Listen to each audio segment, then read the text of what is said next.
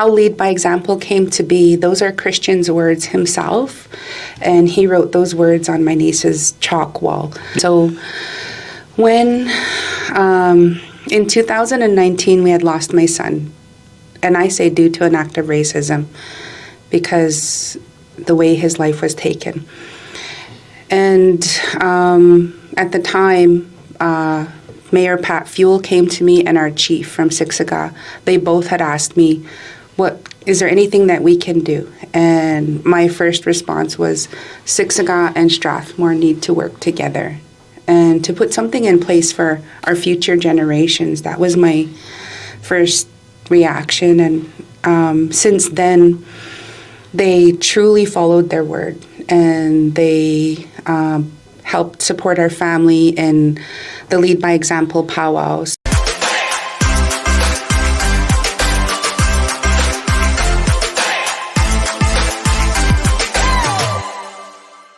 Hello, everybody. My name's Angela, as you all know, and my show, Emerge Agency, or my company, Emerge Agency, is about growing and thriving communities through love and through resiliency. And these are tough times right now in front of us for rural communities, is what I love to do. But in the urban cities, there are communities within communities too. So this also is for the urban audience.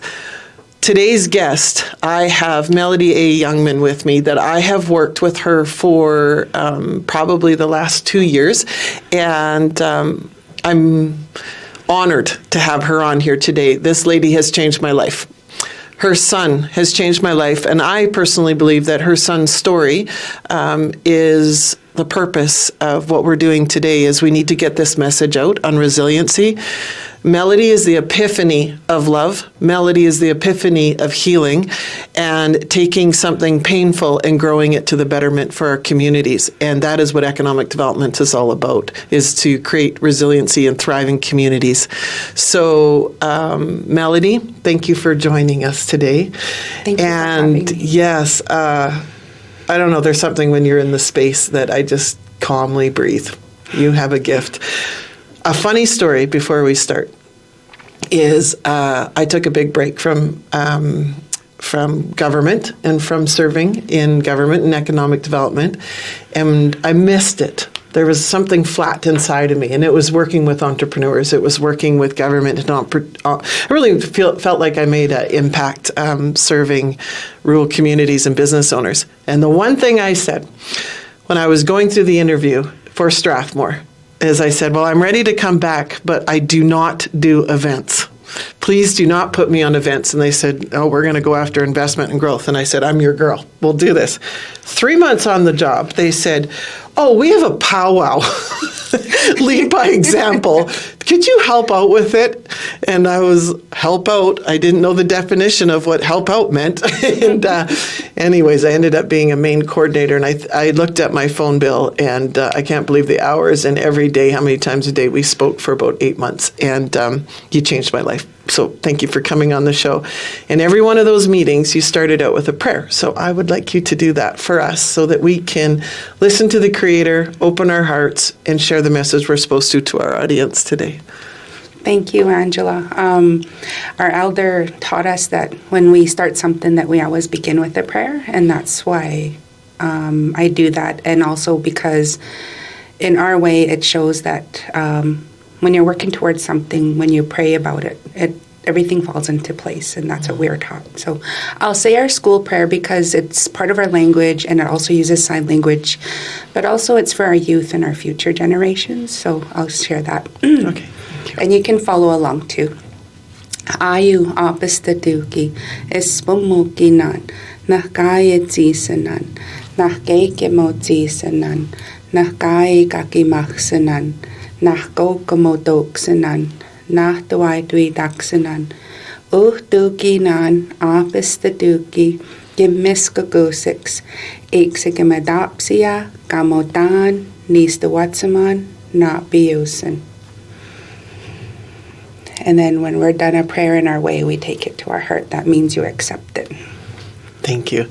And this is why I think that our work relationship turned to a friendship is because you and I both work from the place of the heart. And whenever I'm not aligned in the heart, I have troubles with project, initiative, friendship, relationship, anything. So thank you for opening our hearts. And I look forward to the story. So I just would like to disclose to everybody that Emerge Agency is my show. I am an employee of the town of Strathmore, and the project that we're going to be referring to was an initiative between the town of Strathmore and Siksika. I'm still learning how to say this, Siksika Nation. So my opinions today are not of the opinion of the town of Strathmore. I'm very proud of the town of Strathmore. They are a municipality that walk the talk on reconciliation. Reconciliation is my word that I learned, that I love. And I'm very thankful that I was given the opportunity. And I believe the higher power brought me to Strathmore, brought me to you, brought me to this project. It was an award-winning project with the economic developers of Alberta in the end. But put all the awards and the political side, put all of it aside. As mothers and as community people who live from our heart, it was absolutely phenomenal to be part of the Lead by Example powwow.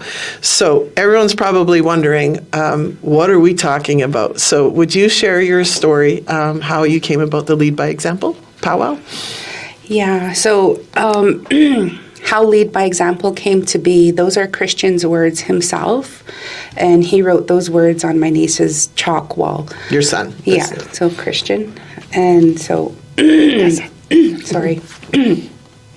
And so when, in 2019, we had lost my son, and I say due to an act of racism, because the way his life was taken. And at the time, Mayor Pat Fuel came to me and our chief from Siksika. They both had asked me, is there anything that we can do? And my first response was, Siksika and Strathmore need to work together and to put something in place for our future generations. That was my first reaction. And since then, they truly followed their word, and they helped support our family in the Lead by Example powwow. So we got talking, and that's how we met, you and I. And we began working with our boy's fourth-year memorial, because each year we did something for his memorial. And then the fourth year, I said, no, I want a huge men's traditional special. And then my husband, Steve, said, why not just do a powwow and in his honor? And so we brought that forward, and then we hosted a huge powwow in the town of Strathmore at the Strathmore Motor Products Center. Yes, it was Sports massive. Center. Yeah, it was. Yeah, and so how that came to be was we did all the planning, we came together, and I was asked, what would be the theme name of the powwow? And it just started falling into place. I said, well, my son wrote these words on my niece's chalk wall. Those are the words he left us with. Lead by example. And so that's how the powwow came to be. And we did his fourth-year memorial, and yeah, you know the rest of the story. Yeah, well, and so for those wondering, for the municipalities to step up together, this is how this aligns with the mission of my podcast is we had a First Nations community neighbor, and we needed to come together with them. So when this idea came and the chief and the mayor agreed to it, the administrations on both sides step up. So that is something big. That is when it comes top-down directed, and we were given the green light to create this powwow. You really have to learn and listen to First Nations. When white people try to put on a powwow, they miss the whole, when government tries to put on a powwow, we miss so much because we don't have your heritage, we don't have your culture, we don't understand the why. So this partnership was not easy, because government is probably the hardest one with red tape because of legal and safety, the municipal government acts we have to follow.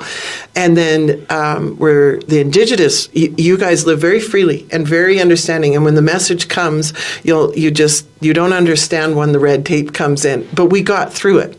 We listened to each other. We loved each other. We supported each other. I know for a fact that the administration went above and beyond hours that were put into this, because everybody wanted one thing: success. Everybody wanted this to work out. What was incredible was the sponsorships. And this is why you have to support local.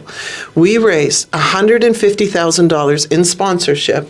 The sponsorship package was created at the committee and the administration that did this. And I bet you in 6 months, we raised $150,000 to put this on. And it was there were some big corporate ones, but there was also some small ones. But the big corporate, I want to give a thank you to them, because they really are walking the talk on corporate social responsibility. Everybody says, we're going to support Indigenous. Everybody tries to get grants. Now, again, this is my show, so I get to say what I want. And I get very frustrated when they stick a flag or they say a prayer, but nobody walks the talk on reconciliation. So I want to ask you a few questions of what did you see, the grieving of your son, but what did you see the impact of putting a powwow on in a community to really walk the talk on reconciliation and step towards the ending of racism?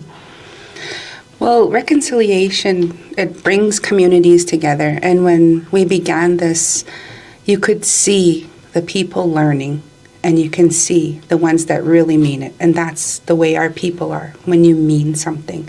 And okay, we've done something right. They learned. Now they're going to understand us a little better, a little more. And that's the whole reason behind reconciliation, is to learn about each other and how you can work together, and how we all get along in this world together. Mm-hmm. And me being a teacher, I can see those teachable moments, and when that happens and I'm okay and I start explaining.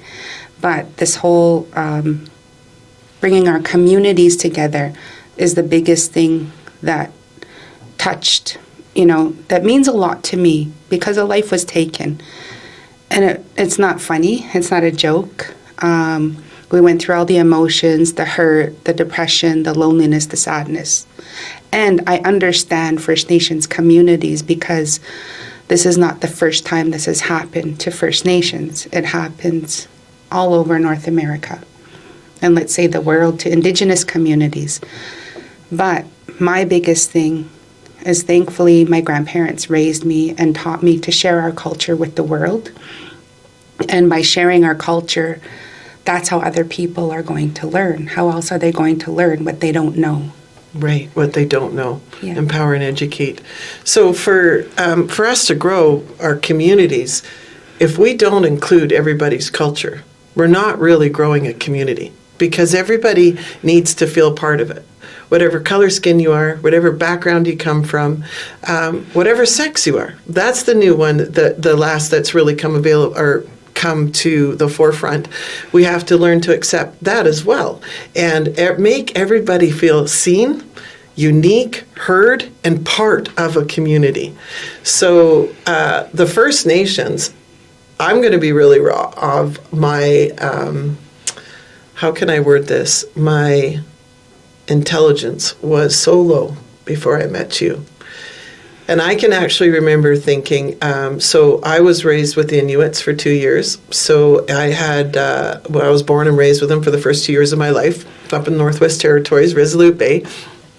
And I'll go into that story, but I really believe that, another time, but I really believe that my Creator, I was born into that family, I'm right on track, and then I meet you, and it just continues, because I seem to have, right from the get-go, always lived from my heart without judgment, and thankful to my mother and my father giving me those opportunities. And then the struggles I had in life, that's where I always ended up.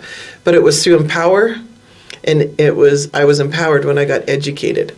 And I can remember, I was a cattle rancher wife farmer for 30 years, Carsland, just over by where the accident happened. And I can remember thinking, the Indigenous, enough already. Why do they keep getting so much money? Why do they keep getting so many rights? Like, what about us farmers? What about us white men? And there are people that still say that, that we've given them their money, we've given them their land, they've given them their recognition. So some communities, some politicians think enough's enough already. I kind of had that in the back of my mind. I'm not going to lie. And because I could see so many white men struggling as well. And I was feeling like we were almost becoming the minority. And then I can remember driving our oldest son to Strathmore, and he was going to play hockey. And I don't know if your son was on the team. It was the team, what was the name of the hockey team? Kings. Wheatland Kings. Yeah. So we were going to play the Wheatland Kings, and I said, what do you think? You gonna win this game tonight? And he said, yeah, but our coach told us that they're not good, but they're a bunch of Indians and they're tough, so we're probably going to fight. And I can remember laughing. I'm not proud, Melodie. But I can remember laughing and going, oh, you better get ready to fight then. And going into that, thinking, we were using the word Indian. It was almost like I was like, oh, yeah, the dumb Indians, they don't know how to play strategic hockey, but they know how to fight, right? Because I got to fight because they have to, because of the racisms, or you come off the reserve and you come into town. I don't know whatever the outcome of that game was that happened, but all of a sudden, years later, I'm serving in racism, and I said to my son, the documentary, I'd like to welcome everybody to look up Christian A. Youngman on YouTube. The documentary is absolutely beautiful. It's life-changing. And I remember showing it to the family, and my son said, I remember I played against him. And that's when I remembered the story. That's when I remembered I said, do you remember your coach saying stuff like that? And he said, yeah. And I said, it's still talked about, isn't it, that way? And he said, yeah, but there's no ill intentment in it. Like, if you're saying, like, so when I go to serve in Strathmore, and I hear the Indigenous are nervous of shopping in town. They'll only go a certain radius into town. They only stay on the highway stores. I thought, this is made up. What do you mean they're scared to come in to go to the co-op if it's over here or the downtown? And I was getting frustrated with it until I was educated by your powwow.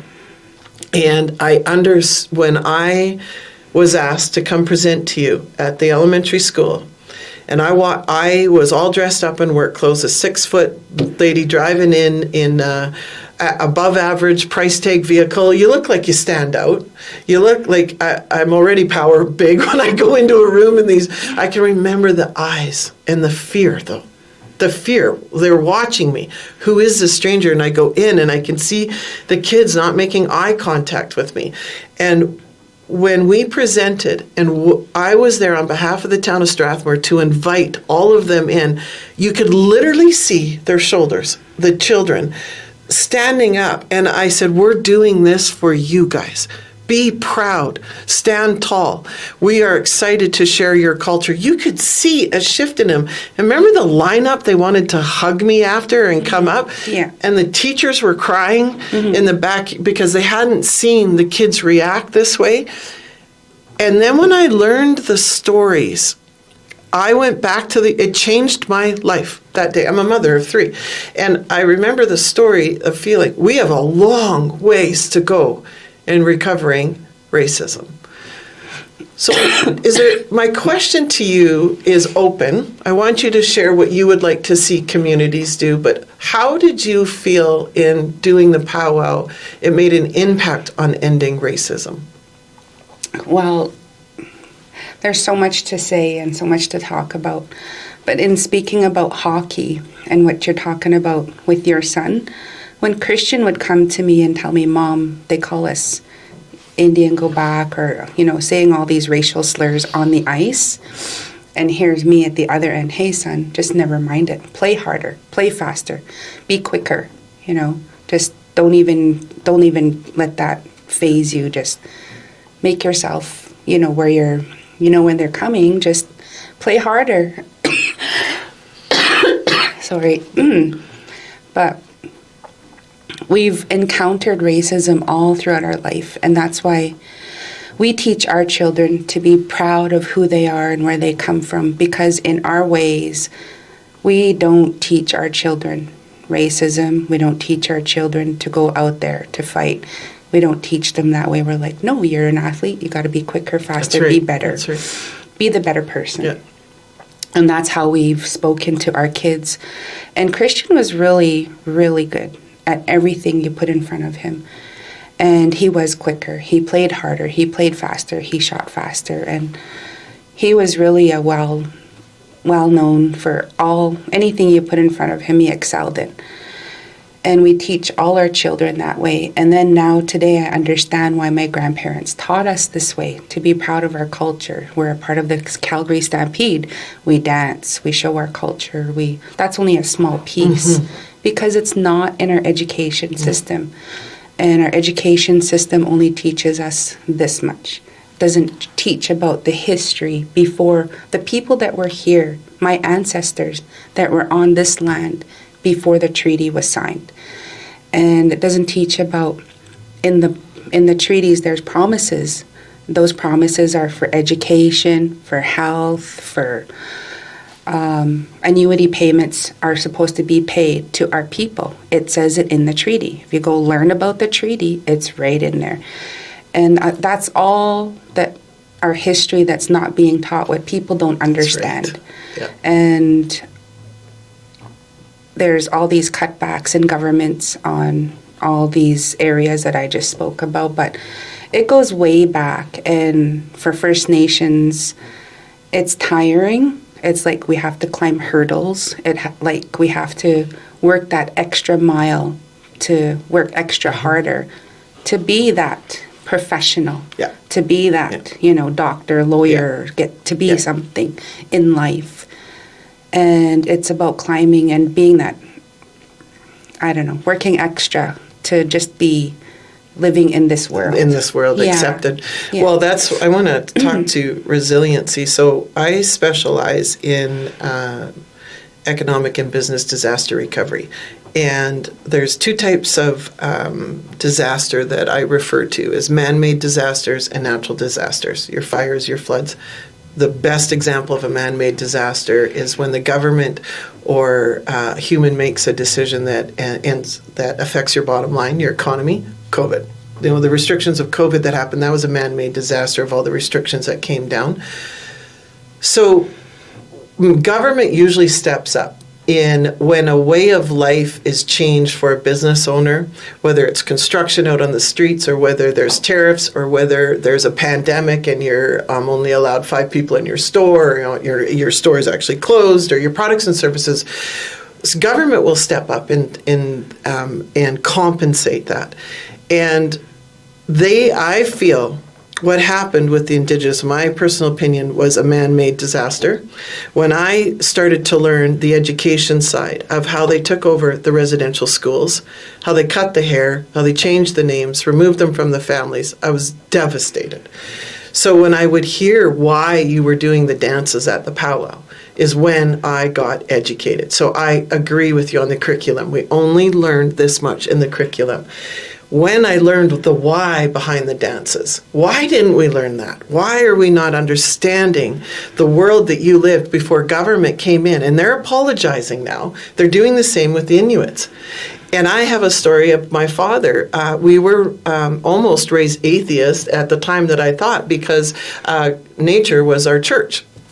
And it was because my dad watched Organized Religion as a game warden, a priest come in and tell the Inuits that they won't go seal hunting the way they feed their family on certain days because it was church and it was the season you would go bring the food for. And it divided the community, and it caused riot, fight kind of in a little small area. But he would explain that story to us of why he doesn't, because the way of living in certain cultures, you need to mind your own business and leave it alone. And how he watched a community fall apart.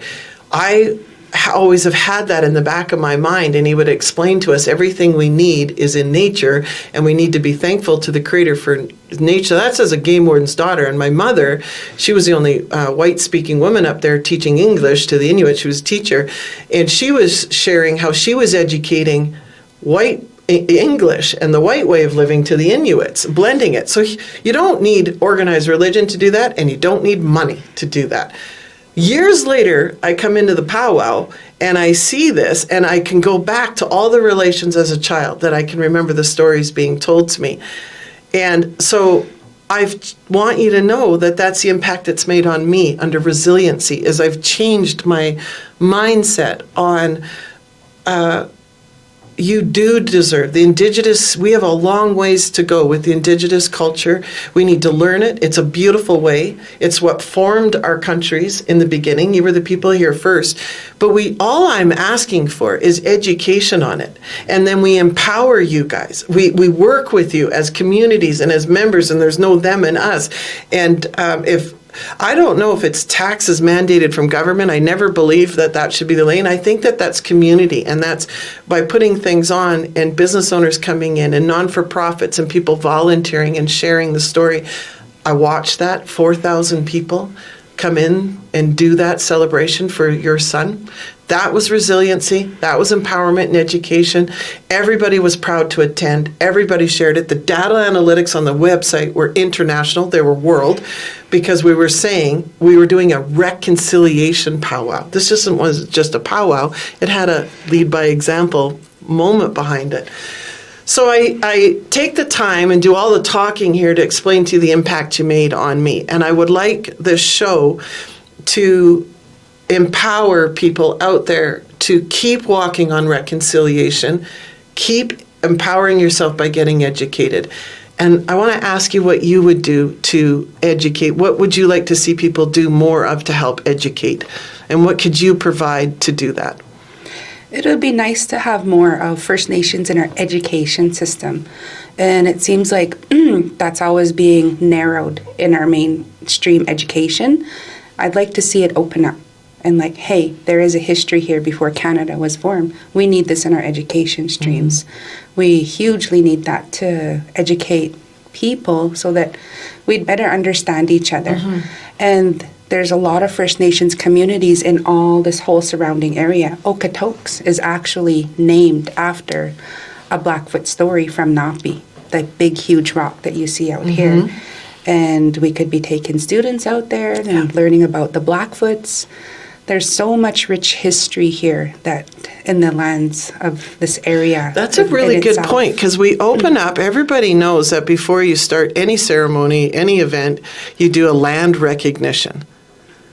But are we just doing it just because we're supposed to? What is the why behind it? So if you do the land recognition, and recently Melodie and I, over the Stampede, she was asked us by a very large company to do a blessing on one of their products. And when you educated all the senior leadership and the owners of before you did the blessing. You were telling them why, and you were telling them how you've become to get guided before you did the blessing. And then at the end, you wished them to continue it and how to continue it. Can you explain that process when someone asks you, or your thoughts around that with the land recognition or blessing? Well, it's an honor to be asked about land recognition, because that just shows that they're showing respect to the people of allowing us to speak. In residential schools, our people were not allowed to speak their language, do their culture, or anything in their ways. They were punished. And that's changing history today, when you're allowing First Nations to share their history, their stories, their culture, their ways. And that's meaningful, because that's what needs to be done. In the first place, it should have been shared all along. Yes. Well, you and I, we know we never point fingers and we never point blame. We just keep trying to do better. So there's no ill intent from government or anybody. I'm just thankful we are where we are, but I don't want us to stop. We need to continue the reconciliation, the education side. So now I want to talk to you as a mom. I can't imagine. It's a parent's worst nightmare to bury your child. Our children are supposed to outlive us.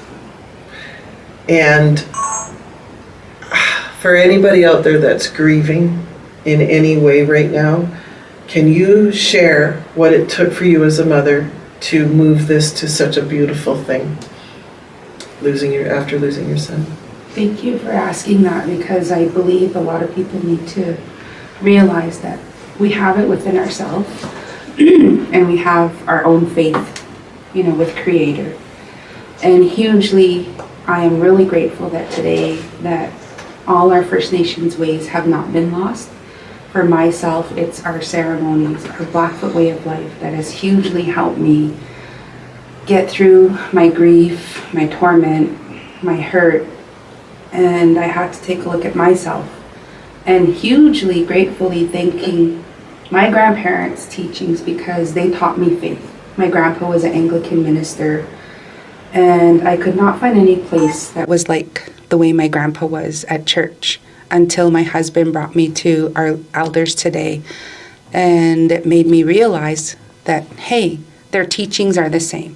They mean well. They both mean, that they truly mean it. And so with our smudges and our ceremonies, our cleansing ceremonies, it's like it takes that lift off of you, that hurt or that depression or that awfulness. Pain, dark, heavy. It takes it and it lifts it off you. And then you go again, and it keeps doing that.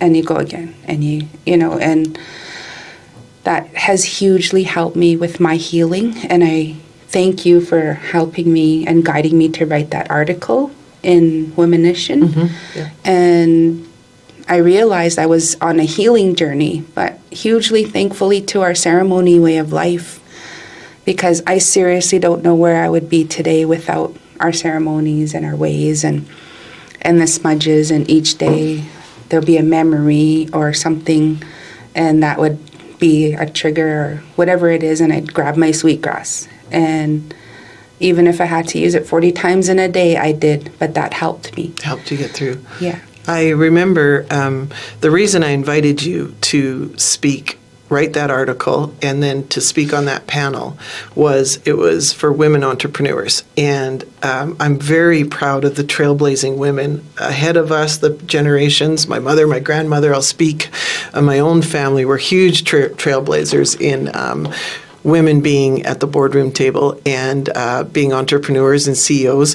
And resiliency, when we have this empathy and this natural feminine side to us, nurturing, and we hurt differently than a man would.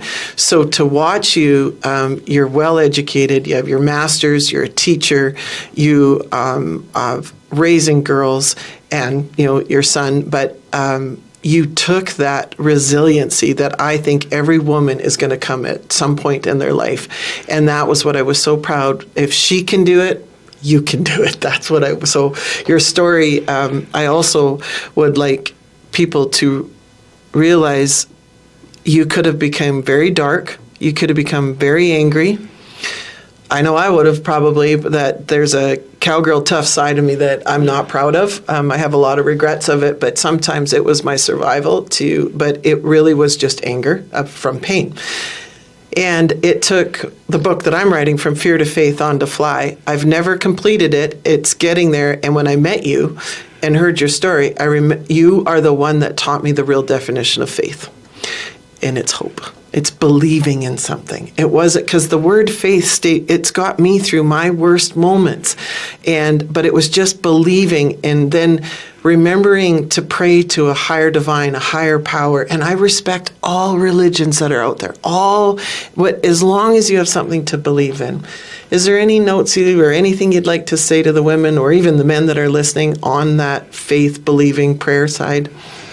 One of the things my grandparents would say in church is we all have different color of skin, we have different languages, we all pray to a higher power, and we all belong. And that's always stuck with me. And, there's good in everyone, my grandma would say. There's good apples and bad apples everywhere. But there's always good in a person. And, that's what we need more of in our world, is to bring that out. Yeah. And those are my teachings from my grandparents. Sometimes people would say to me, Angie, your big heart is, I forgive. I don't judge because I see wounds in people. And when I see the wounds in them, that's why I realize I can forget, like whether I forgive or forget, I'm still working on that journey. But I'm where I am now, where I was 10 years ago is way better. But how you I watched a documentary this morning to get me in the vibe of today, and how you embraced the girl that was driving and said, this is not your fault. How you forgave the person that pulled the trigger, and how you, and I don't know if forgave is the right word, but you moved past it and moved to a place of love instead of looking back into the dark. And that is absolutely phenomenal.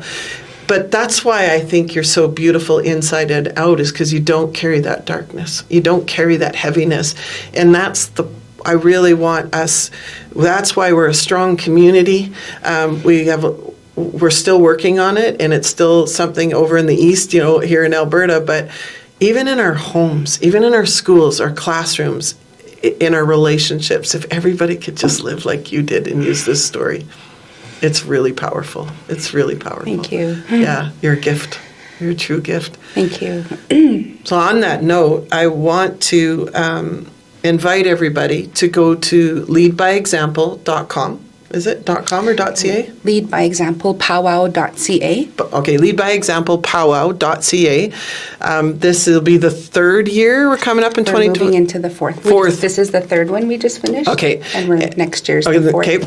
And this is, I'm going to pull the heartstrings of the corporate social responsibility. If it says that you support Indigenous, please walk the talk and reach out to one of us, or reach out on that website that I'm going to be sitting on the board now. I'm able to help support this. Anybody that has any grants, I'm very frustrated that you haven't been able to qualify for any grants. Of all of the money that comes down to the federal and the provincial, I don't believe it's a municipality's role for local taxpayers, but I think it's their role to help be a part of it, a host of it. But the province and the feds, there needs to be money to put these powwows on, especially when they're ending racism, their reconciliation. I would love to know those. I'd love to have people do those. I'd love to see just about every municipality put these on, and they can contact Melodie or myself. We do presentations. That's where I receive some of these beautiful gifts from you, the blessed blanket and stuff. We can help guide how to put real walking the talk reconciliation items on in your community. But I also would like to put out there that Melodie is looking to write a book. And if anybody would like to sponsor, I would really like to put that out there, manifest that, and send it out. I do believe this book is supposed to be on Earth. I think it would, the resiliency side of it, just sharing your story. And in name of your son. I think he was a gift as long as we had him here on Earth. And we're going to continue his legacy, and we're going to lead by example and just do better with love. So a call out to anybody who would like to be part of that book. Thank you. I just absolutely love you. I'm so glad on the show. Is there anything closing you want to say? I just want to talk about powwows. Powwows are, a little bit like, if you look at rodeo has all its different categories. It teaches youth. It has so much education in it. It's athleticism. Same thing with powwows. That's for First Nations. Mm-hmm. First Nations, we've been resilient, and this is our way to celebrate life. Our way of all the atrocities that throughout our history of our people. Powwows is something brilliant and resilient. And it also teaches our youth, and it teaches them athleticism. Teaches them to be proud of who they are, where they come from, uplifts families, uplifts spirit, and it's traveling. So when you're traveling, you're learning about the different cultures, the different, exchanging money. There's so much teaching in it, and that's why we raised our kids that way. And they learn to appreciate different cultures, different people. They learn about all the different nationalities. So it's education in itself, too. So powwows are not just dancing and songs. There's history in the songs, there's story in the dances, and there's so much more within it. And that's why we continue it, because it's huge, it's immense, and it's something positive that we can change the world, to make a better world. And powwows are for other people. Everyone's welcome. well, everyone's welcome. I think it should be part of the school curriculum that they attend. Well, I can remember we'd go to Fort Steele in Cranbrook, or we would camp out, learn how to make bannock with 4-H and different things. Well, take the children to the powwow and show them. So the other great thing about powwows is the shopping. I had these made, the beautiful art, the beautiful. So I loved supporting an Indigenous entrepreneur, anything we can do. So in closing, thank you for that. Would you sing us a quick song? Do you have any? You got to hear her voice. It's so beautiful. I'm too shy right now. Are you? Okay, that's fine. We'll get Maybe it next another time with a group behind me, I'll sing. Okay, well, thank you. Yeah, that was great. Thank you for everything, Angela. And I'm so excited to have you be one of our members. And I know there's lots ahead of us that's coming, and I'm looking forward to it. And this also still continues our healing journey, not just for me, for everyone and for others that need it. Thank you. We got to look in the camera. What did you call us the other day? The cowgirl. I said cowgirl in Indian, and what did you what did you call us? Oh, the cowgirl and the Indian. Or did I say native? Yeah, I don't know. You get to say it, so I don't say it inappropriate. The cowgirl and the native girl. There we go. Partnership. Thanks. Yeah, that was funny.